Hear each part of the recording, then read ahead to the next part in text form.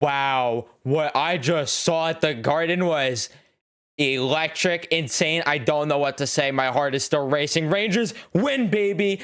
4-3 over the New Jersey Devils in a shootout. My voice is thankfully back because I lost it for a good amount of time because this game was electric. I was in attendance for it, like I mentioned.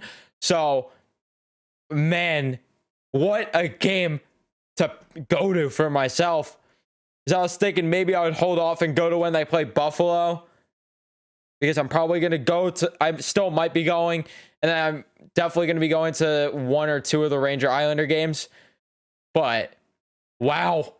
Did I pick a good one? Wow. Jeez. I cannot believe that.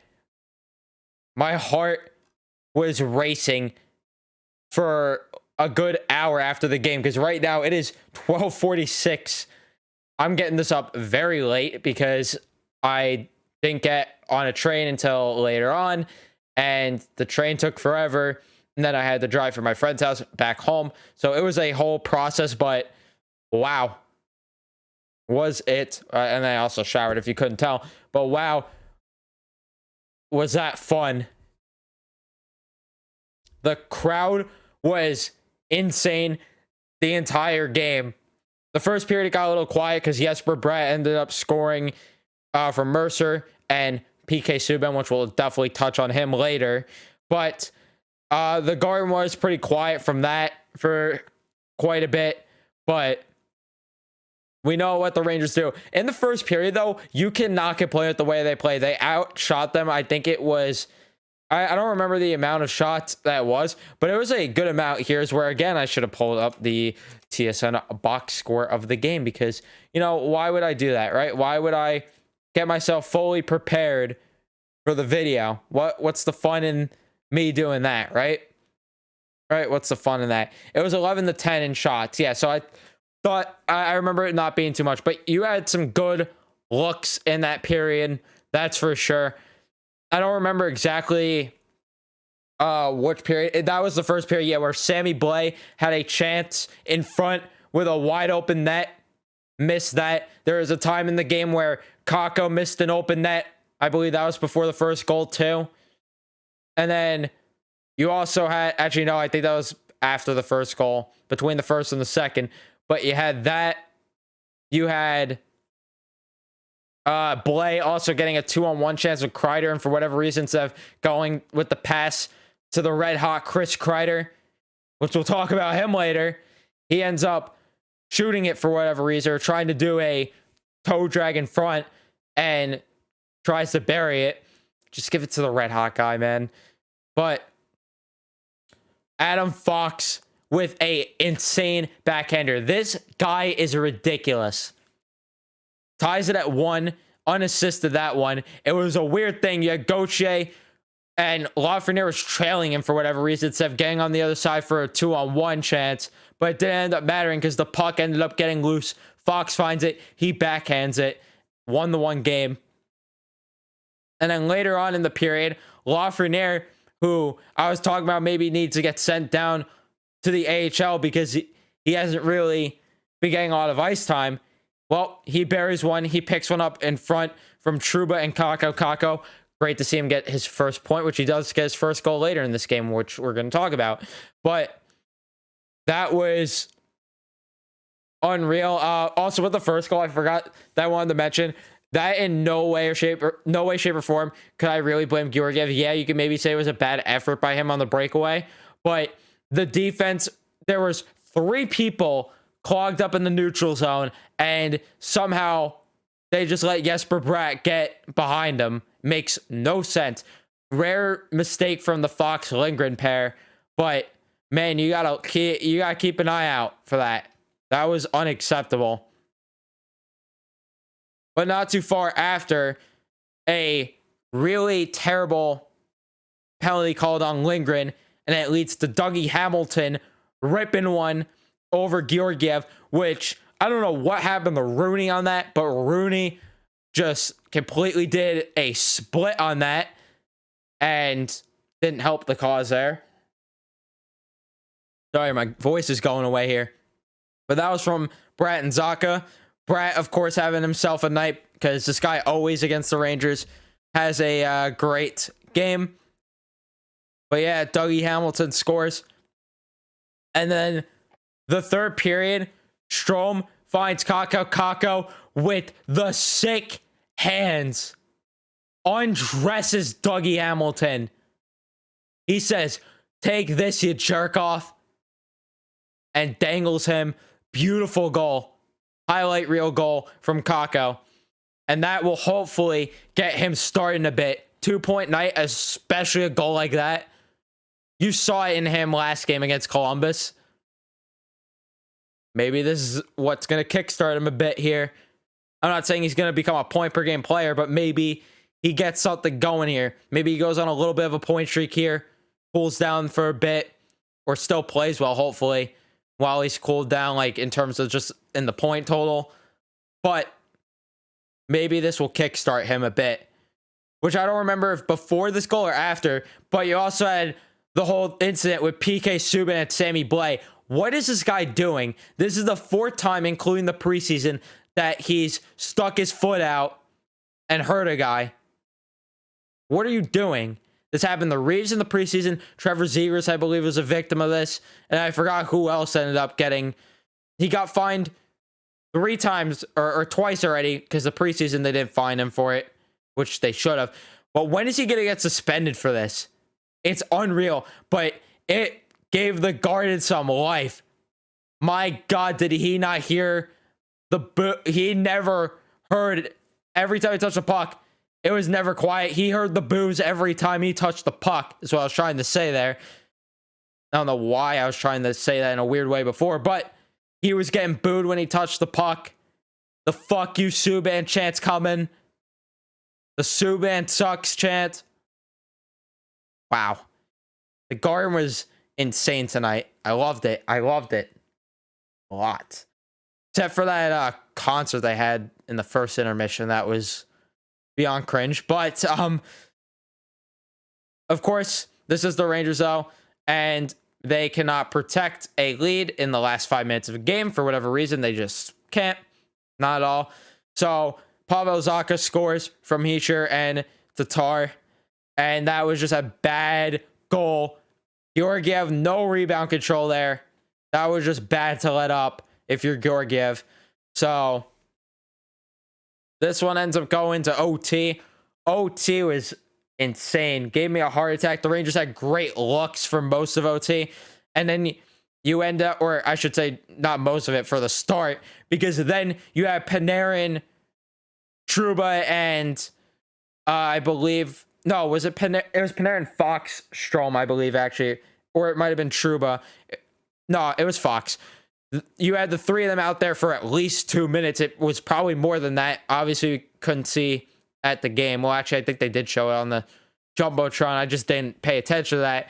But they were tired. It looked like they were going to get, but then the Rangers get Trouba. Yeah, because then Trouba came on, Kreider, Mika on, and they started generating chances. And if they had just another minute to work with, they probably end up finishing the game there. Which then we go to a shootout, which, by the way, why do we still have shootouts? No clue, but it's frustrating. And this shootout, holy shit, did it get my heart just out of my chest completely. Severson went in the first round for New Jersey. He ends up missing. Zibanejad gets denied on his chance in round 1. Round 2, Bratt scores. And then Kakko, how about that? Great goal from him. Dougie Hamilton, of course, scores. Panarin, though, keeps it alive. Mercer, I believe this is when Georgiev made that unreal save. That might have been I don't remember which one, but he made an unreal kick save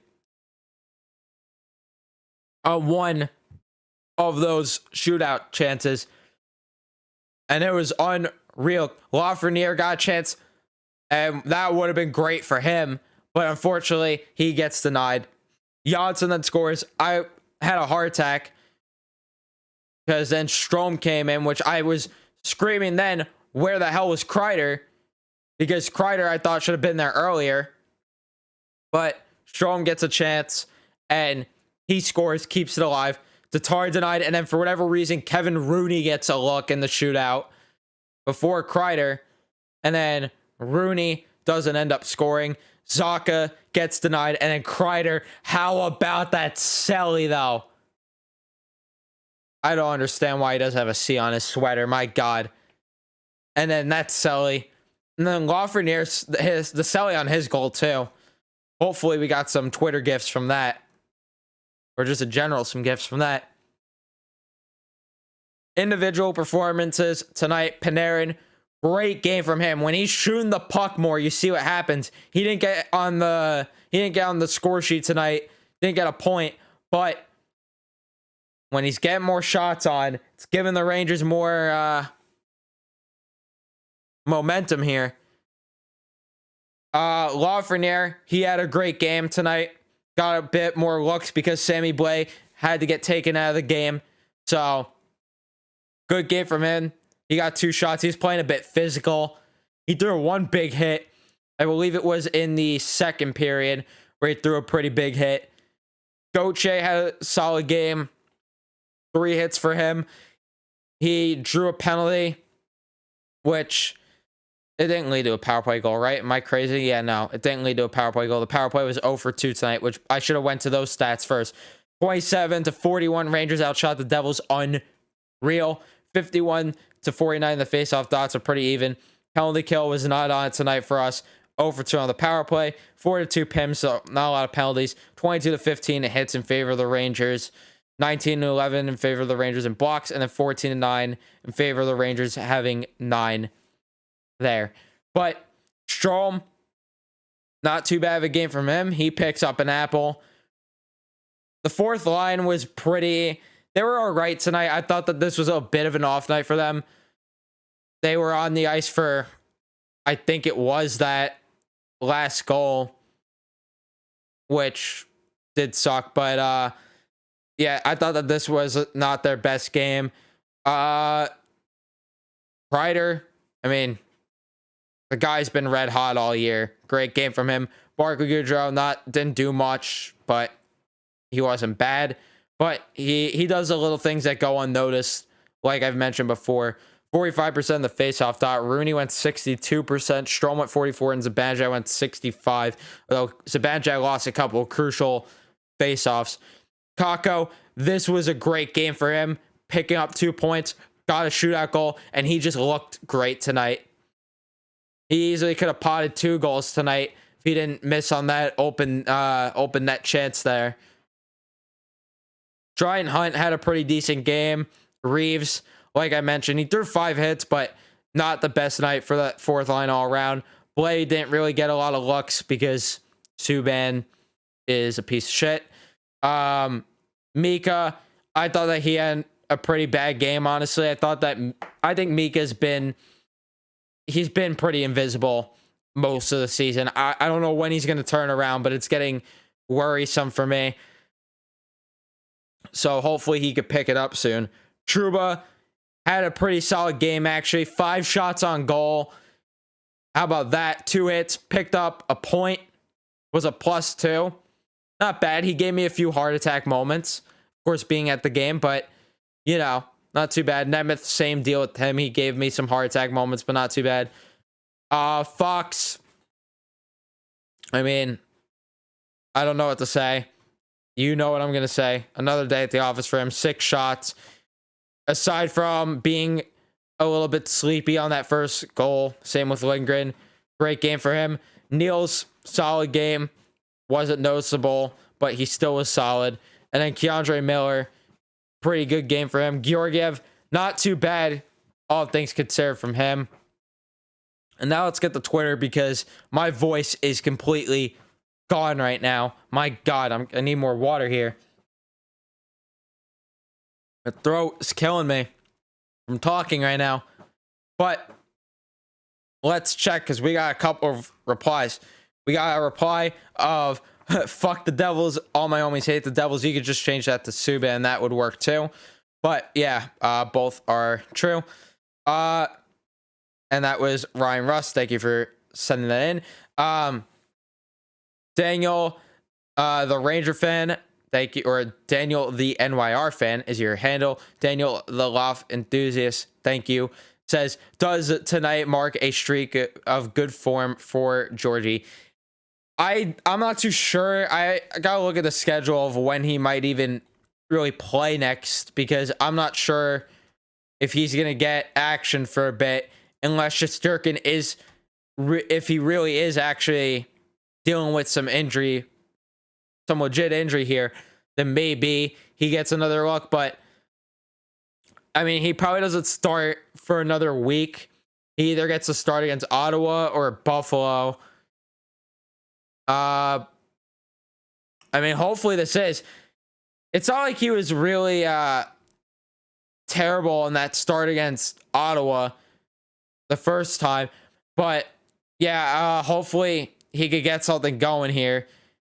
But not too bad, especially when this went to a shootout. I thought that there was no way with Georgiev, with how bad he's been on breakaways, or how notorious he is to be battling breakaways. I didn't think we were gonna win, but I'm glad I was wrong. New York Style 24 says, what a game. Kakko and Love look great. Everyone looked great. I love this team. Yep, we love this team when they win. When they lose, we don't. But that's what sports is. But yeah, great game from the two of them. And hopefully, sorry, I'm just, holy shit, my throat. But yeah, hopefully this is the start of them starting to kick it up into another gear and they get something going.